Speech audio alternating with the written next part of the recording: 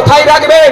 আল বিদায় বাদল দিনেশ ছিল বলে, আশফাকুল্লাহ ছিল বলে, প্রীতিলতা ছিল বলে, বিরসা মুন্ডা ছিল বলে, ক্ষুদিরাম ছিল বলে, লাখো কোটি স্বাধীনতা সংগ্রামীরা কোন ধর্ম বর্ণ দেখেনি, তারা ছিল বলে আজকে আমরা দেশকে স্বাধীন দেশ পেয়েছি, বলার অধিকার পেয়েছি, মহিলা তার অধিকার পেয়েছে, শিশু তার অধিকার পেয়েছে, কর্মচারী তার অধিকার পেয়েছে, চাইল্ড লেবারকে বন্ধ করা হয়েছে, সরকারি কর্মচারী তার ডিএটা সঠিকভাবে পাওয়ার আওয়াজ তুলছে।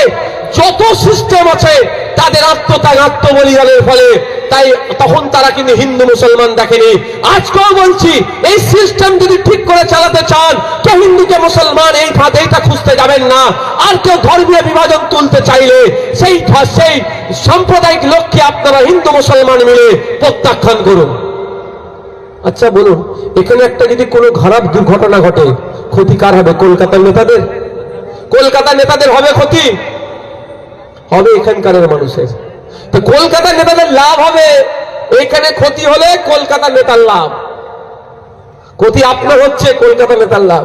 তাহলে ওই কলকাতার নেতার লাভ করতে গিয়ে দীর্ঘ 40-50 বছর কাকা জ্যাঠা ভাইপো চাচা এই সম্পর্ক যার সাথে আমাদের, ওই রাজনৈতিক কালবাড়িতে পারলে আমরা পড়ে যাব। আমি অনুরোধ করছি আপনাদেরকে, এই ভোট আচ্ছা অনুরোধ করছি আপনাদেরকে ফাঁদে পা দেবেন না। আমি আজকে জাতীয় কৃষক দিবস বক্তব্য শেষ করছি।